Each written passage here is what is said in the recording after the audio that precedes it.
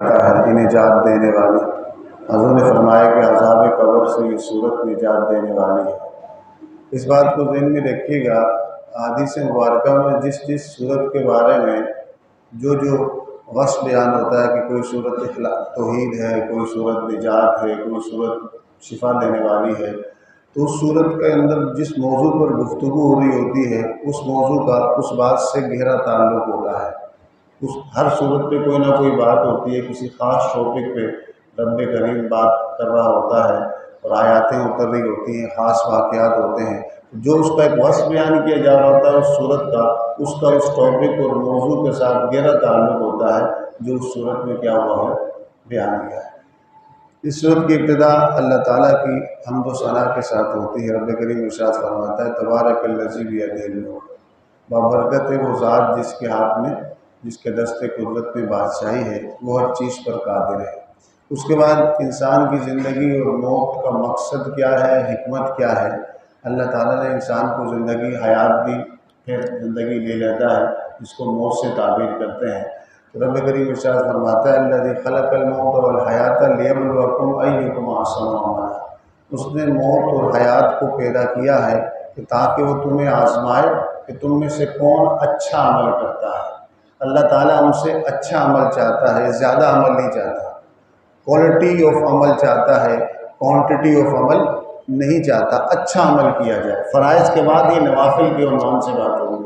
نفلی عبادات میں رب کریم ہم سے اچھا عمل کا تقاضا کرتا ہے۔ قیامت والے دن یہی پوچھا جائے گا کہ تم میں سے کون ہے جس نے بہتر عمل کیا، زیادہ عمل نہیں۔ ایک بندہ اگر 100 رکعت نفل پڑھتا ہے جلد بازی میں جان چھڑاتے ہوئے، اور ایک بندہ 2 رکعت پڑھتا ہے خوب توجہ و انہماک کے ساتھ، للہیت کے ساتھ، تو وہ 100 رکعت ان 2 رکعتوں پر کیا ہو گئے۔ اس طرح آپ صلی اللہ علیہ وسلم نے ارشاد فرمایا ایک بندہ جسے رات کو نوافل پڑھنے کی تلقین ہے، قیام اللیل کی، تہجد کی، لیکن حضور نے فرمایا کہ ایک بندہ اگر عشاء کی نماز باجماعت پڑھتا ہے اس نیت کے ساتھ کہ حضور نے بشارت دی ہے کہ جو عشاء کی نماز باجماعت پڑھے گا آدھی رات نوافل کا ثواب اس کو ملے گا۔ حضور نے فرمایا کہ اگر وہی بندہ فجر کی نماز باجماعت پڑھے، عشاء اور فجر کی نماز باجماعت پڑھنے والے کو اللہ تعالیٰ پوری رات نفل پڑھنے کا ثواب عطا کرتا ہے۔ اب دیکھیں یہاں پر اچھا عمل کیا اس کا ثواب اکثر عمل کے برابر مل رہا ہے۔ کیا مل رہا ہے؟ اس طرح آپ صلی اللہ علیہ وسلم کی ایک حدیث ہے بخاری شریف میں، حضرت فرمایا کہ الساعی علی الارملہ والمساکین کالمجاہد فی سبیل اللہ، حضور نے فرمایا کہ وہ بندہ جو کسی بیوہ، مسکین یا غریب کی مدد کے لیے کوشش کرتا ہے، کیا کرتا ہے؟ یہ نفلی عبادت کی بات کرو، نفلی کاموں میں کوشش کرتا ہے، کسی بیوہ مصیبت میں تھی، پریشانی میں تھی، اس کی مصیبت پریشانی دور کرنے کے لیے، یا کوئی غریب مسکین تھا اس کی مصیبت پریشانی دور کرنے کے لیے اس نے کوشش کی، کیا کی؟ کوشش کی۔ حضور فرماتے ہیں کہ وہ ثواب میں اس طرح ہے جس طرح اللہ کی راہ میں جہاد کرنے والا ہے۔ وہ بندہ ثواب میں اس طرح ہے کہ جس طرح کوئی بندہ پوری رات نفل پڑھتا رہا، وہ ثواب میں اس طرح ہے جس طرح جس نے پورے دن روزہ رکھا، پوری رات نفل پڑھا، کہ اللہ تعالیٰ جتنا ثواب دن کو روزہ رکھنے والے اور رات کو نفل پڑھنے والے کو عطا کرے گا اتنا ہی ثواب اس بندے کو عطا کرے گا جس نے کسی بیوہ اور کسی مسکین کی مدد کی ہوگی۔ دیکھیں یہاں پر اکثر عمل نہیں ہے، احسن عمل ہے، اچھا عمل ہے، لیکن ثواب کس کا مل رہا ہے؟ اکثر عمل کا مل رہا ہے۔ یہ نفلی عبادات کی بات ہو رہی ہے، نفلی کاموں کی بات ہو رہی ہے۔ فرائض پہ تو عمل کرنا ہے، فرائض جو ہے عبادات میں، اخلاقیات میں، معاملات میں، عقیدے میں۔ جب فرائض بولا جائے تو ہمارے ذہن میں 4 فرض آتے ہیں، نماز، روزہ، زکوٰۃ، حج، وہ بھی فرض ہیں، لیکن عقیدے کے کچھ فرائض ہیں، کچھ عبادات کے فرائض ہیں، کچھ اخلاق کے اسلامی فرائض ہیں، کچھ معاملات کے اسلامی فرائض ہیں۔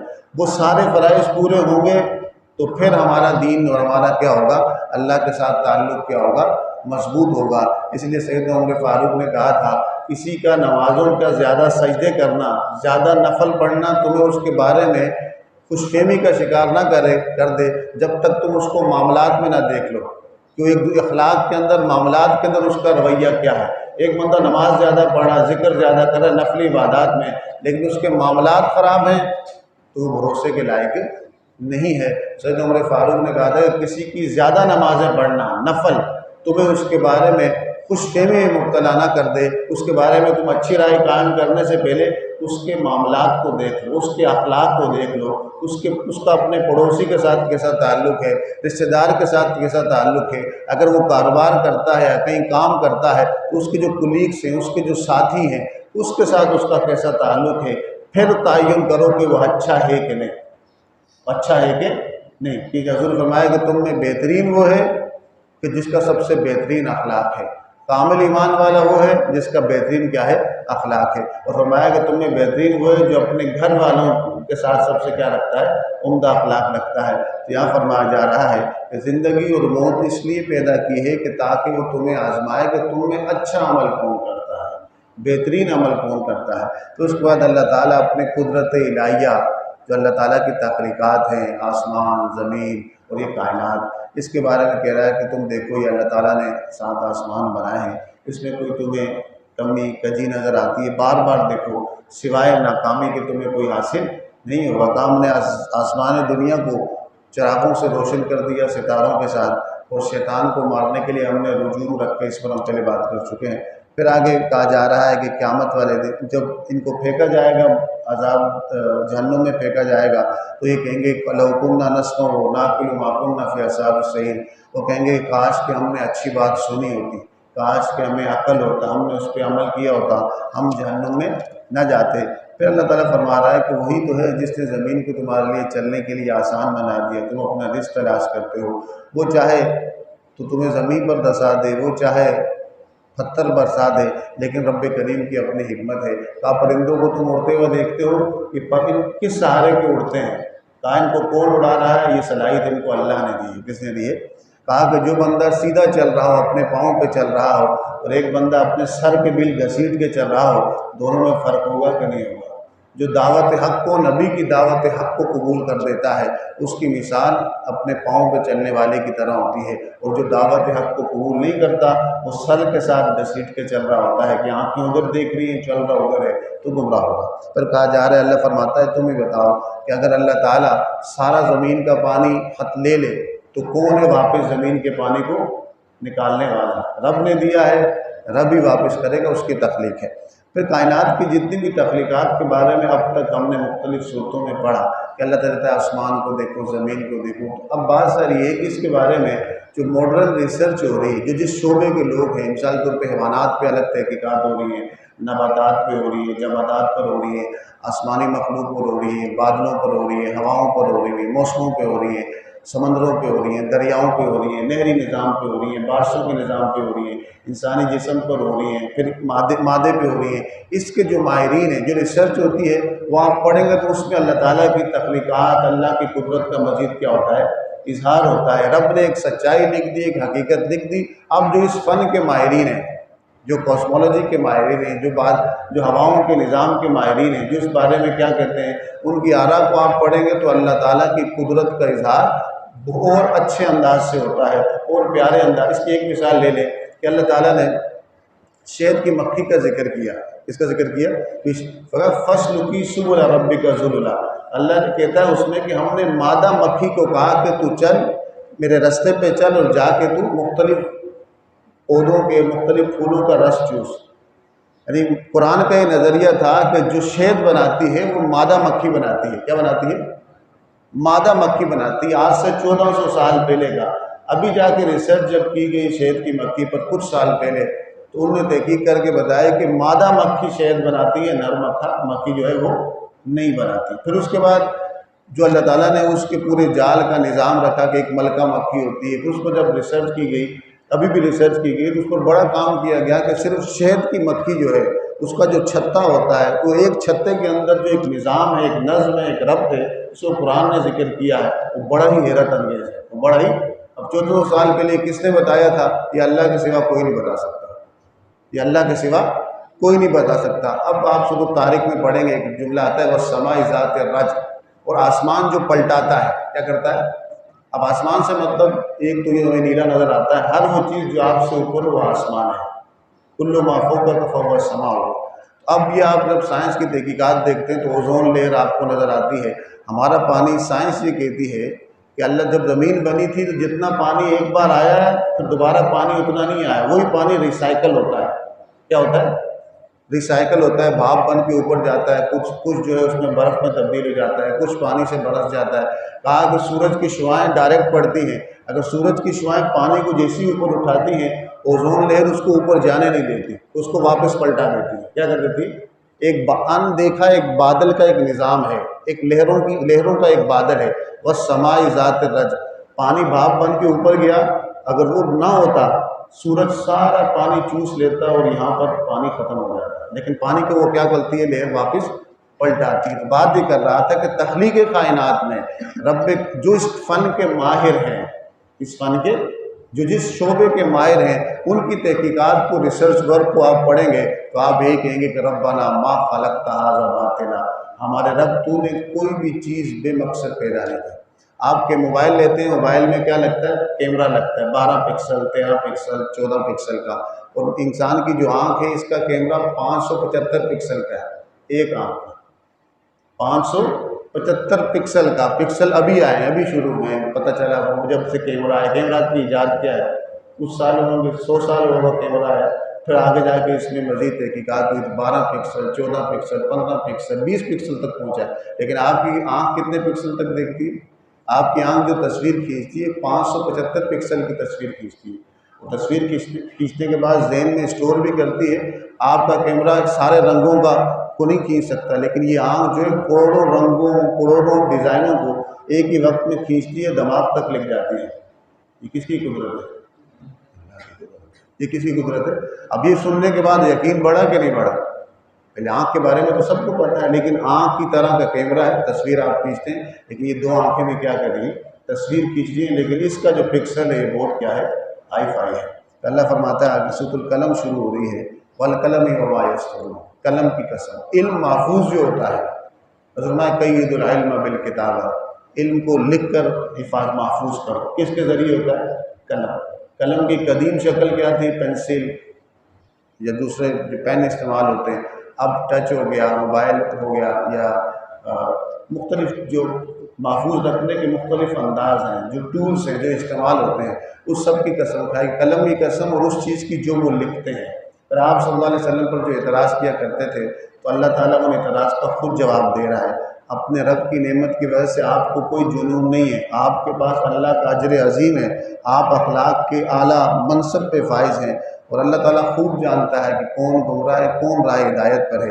پھر آپ کو کہا جا رہا ہے کہ آپ نے ان کی پیروی نہیں کرنی جو اللہ تعالیٰ کو جھٹلا رہے ہیں، یہ چاہتے ہیں کہ آپ تھوڑا نرم ہو، آپ کیا ہوں؟ ان کے بتوں کے معاملے میں، ان کی بری عادات کے معاملے میں نرمی کریں، تو یہ بھی آپ کے ساتھ کیا کریں؟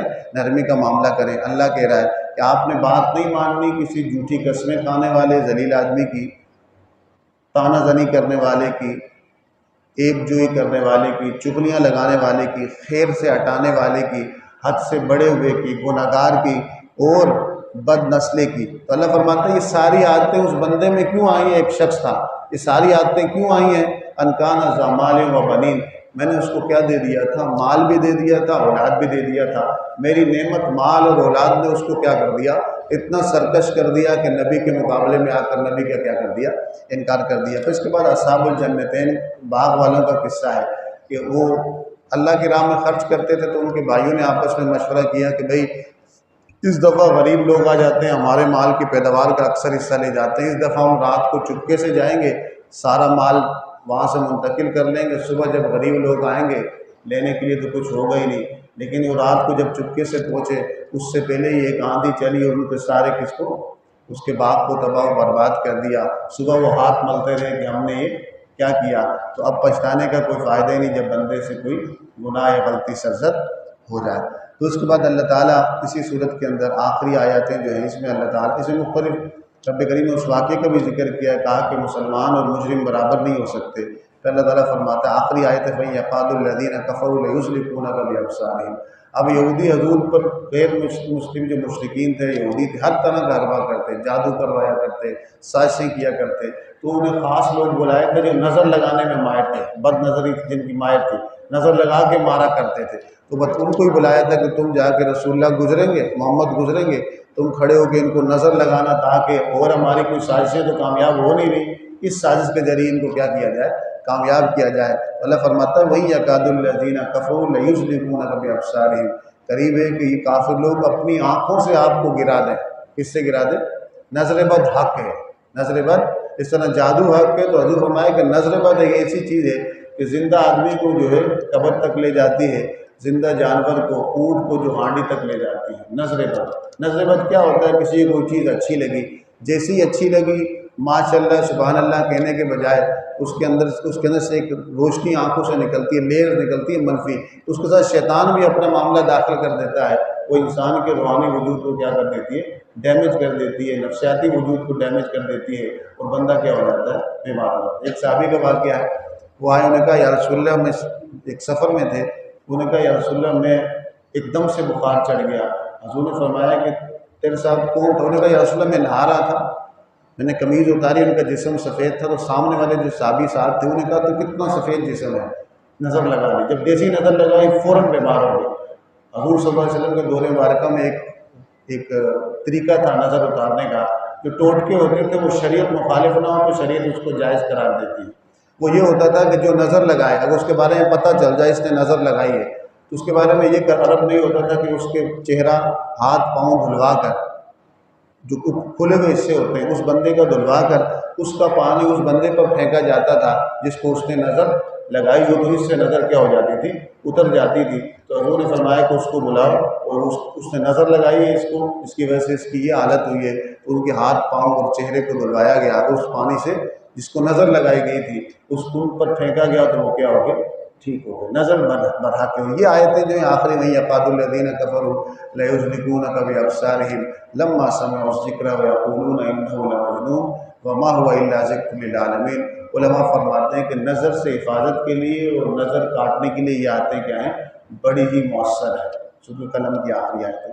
اس کے بعد سورۃ الحاقہ ہے، حاقہ کا مطلب ہے واقع ہونے والی۔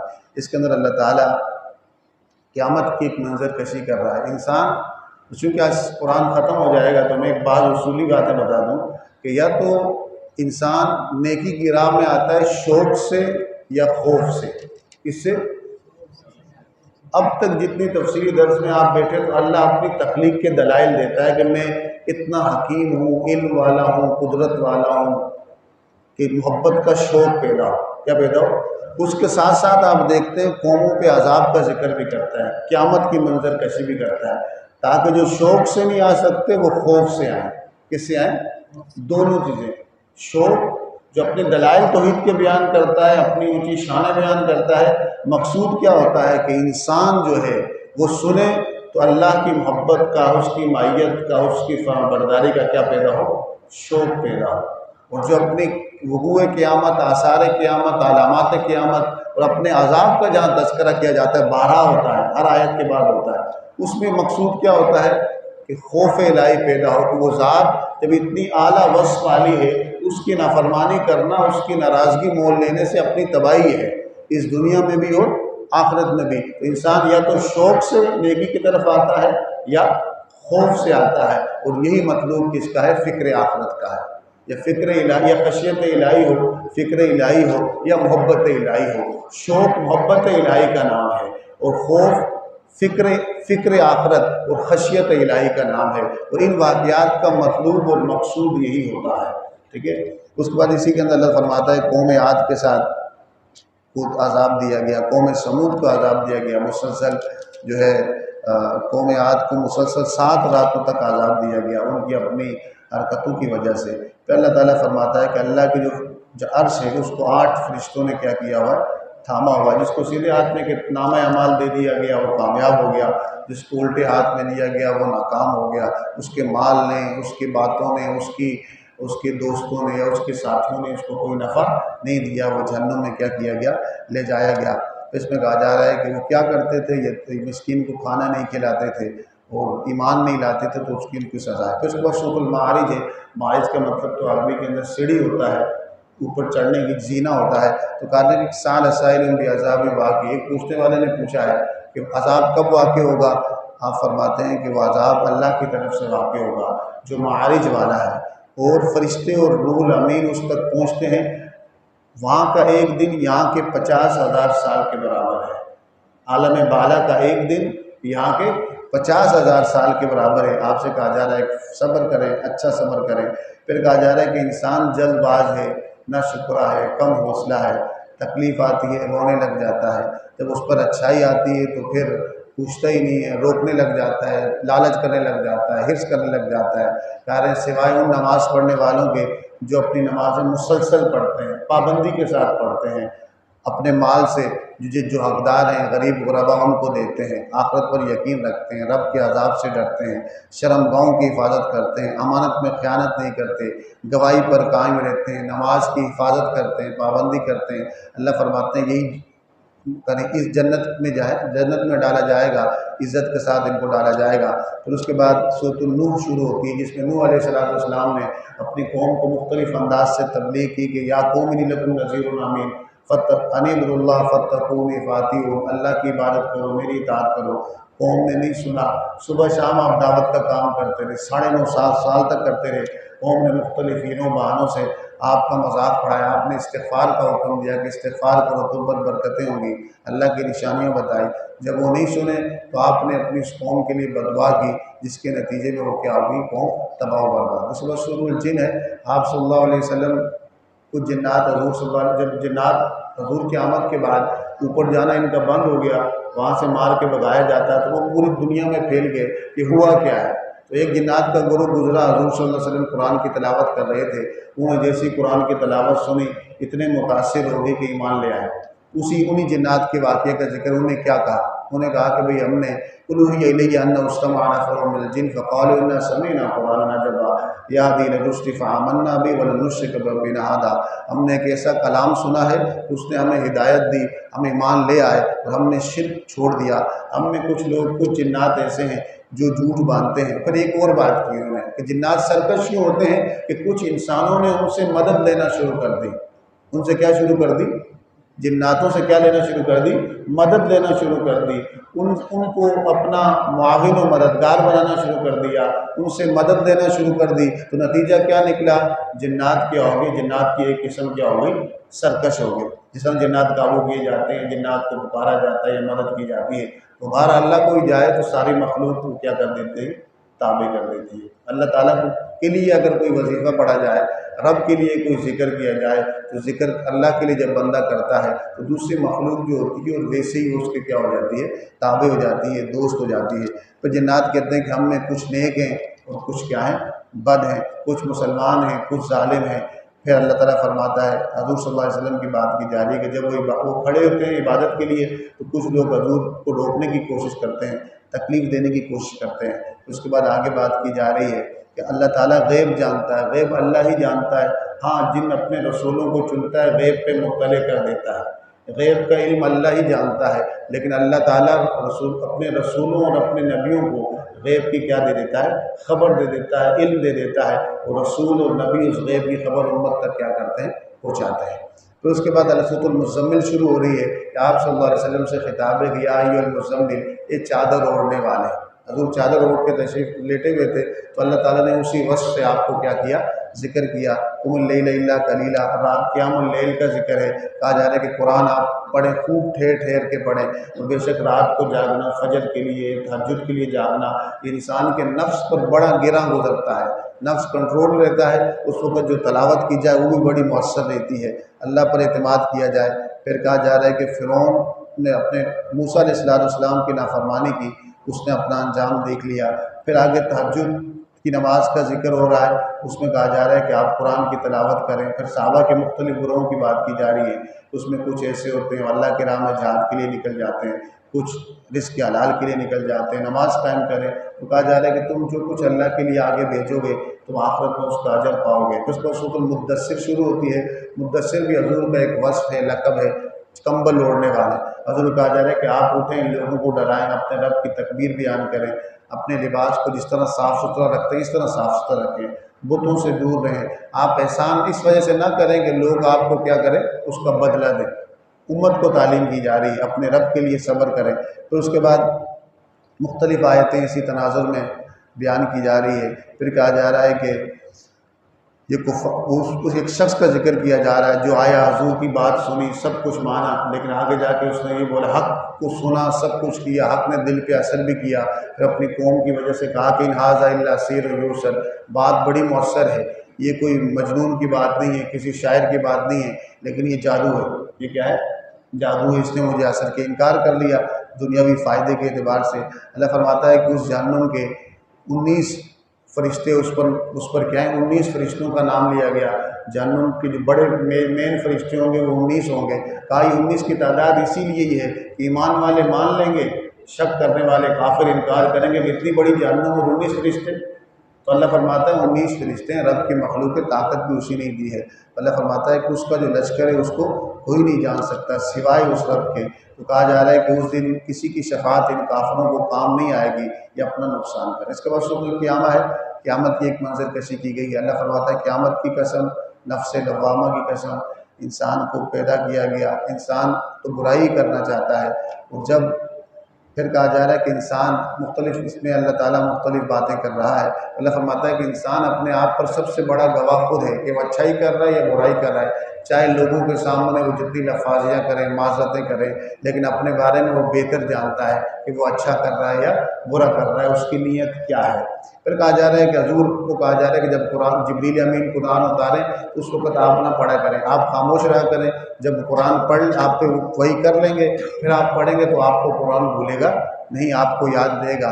پھر قیامت ایک موت کی منظر کشی کی جا رہی ہے کہ جب کسی کو موت کا وقت آتا ہے تو کہتے ہیں کہ بھئی جاؤ دم والے کو لے آؤ، یاسین پڑھنے والے کو لے آؤ، ڈاکٹر کو لے آؤ۔ اللہ فرماتا ہے کہ اس دن یہ چیزیں کام نہیں آتی، اس دن یہ چیزیں کام نہیں آتی۔ اب اس نے اللہ کے ساتھ ملنا ہے، اپنے اعمال کا بدلہ پانا ہے، اچھے اعمال کا اچھا، برے اعمال کا برا۔ پھر کہا جا رہا ہے کہ انسان اپنے آپ کو دیکھے، اس کو حقیر پانی سے پیدا کیا گیا۔ آدم علیہ السلام تو مٹی سے پیدا کیے گئے، باقی ان کی جتنی اولاد آگے پیدا ہوتی ہے وہ ایک حقیر سے پانی سے پیدا ہوتی ہے۔ اتنا خوبصورت اللہ تعالیٰ جسم بنا دیتا ہے، مرد اور عورت کی تخلیق کرتا ہے۔ کہا اللہ تعالیٰ کی یہ نعمتیں ہیں، جس نے تمہیں پہلے بنایا، مرنے کے بعد دوبارہ وہی زندہ کرے گا۔ اس کے بعد سورۃ الدہر ہے، دہر کا مطلب ہوتا ہے زمانہ، اس سورت کو سورۃ الانسان بھی کہتے ہیں۔ تو اللہ فرماتا ہے کہ انسان پہلاتا ہے، انسان حین من الدہر لم یکن شیئا مذکورا، انسان پہ ایک ایسا وقت آیا جب یہ کچھ تھا ہی نہیں، جب ہم تھے ہی نہیں، جب کچھ نہیں تھا، جب ہماری روح بھی نہیں بنی تھی تو ہم کچھ تھے، اور عالم ارواح میں تخلیق ہوئی، پھر یہاں تک انسان ہوا۔ تو کہا کہ ایسا وقت بھی انسان پہ آیا جب کچھ تھا ہی نہیں۔ انسان کو تو ہم نے ملے ہوئے حقیر پانی سے پیدا کیا، پھر ہم نے اس کی سماعت بصارت بنائی، اب پھر ہدایت دی رستے کی طرف، چاہے وہ ناشکرہ بنے چاہے وہ شکر گزار بنے۔ پھر اللہ تعالیٰ نیک لوگوں پر اپنی نعمتوں کا ذکر کر رہا ہے کہ جنت کے اندر ان کو مختلف نعمتیں دی جائیں گی، چشمے ہوں گے، وہ اپنے وعدے کو پورے کرتے تھے، آخرت کا خیال رکھتے تھے، یتیموں پر خرچ کرتے تھے، مسکینوں پر خرچ کرتے تھے، اللہ کی رضا کے لیے ان کا سارا کام ہوتا تھا، ریاکاری سے دور ہوتے تھے۔ تو اللہ تعالیٰ نے یہاں ان کا اس کو کیا دیا ہے، بدلہ بھی دیا ہے۔ مختلف صورتوں میں اللہ تعالیٰ جنت کی نعمتوں کا تذکرہ کرتا ہے اور فرماتا ہے کہ ہم نے اس قرآن کو نازل کیا ہے، اب اپنے رب کے حکم پہ صبر کریں، تو کسی گناہ گار اور ناشکرے کی اطاعت نہ کریں، صبح شام اپنے رب کی تسبیح کریں، سجدہ کریں۔ اور بے شک یہ لوگ دنیا کے کو جلد چاہتے ہیں، نافرمانی کو جلد چاہتے ہیں، تو اصلاً تو ان کا حساب آخرت میں ہوگا۔ تو سورۃ المرسلات ہے، قسم سے اس کی ابتدا ہو رہی ہے۔ مرسلات کا مطلب بھیجی ہوئی ہواؤں کی قسم کھائی، اور پھر ناشرات پھیلانے والی ہواؤں کی، فرق کرنے والی ہواؤں کی، القاء کرنے والے فرشتوں کی ہواؤں کی۔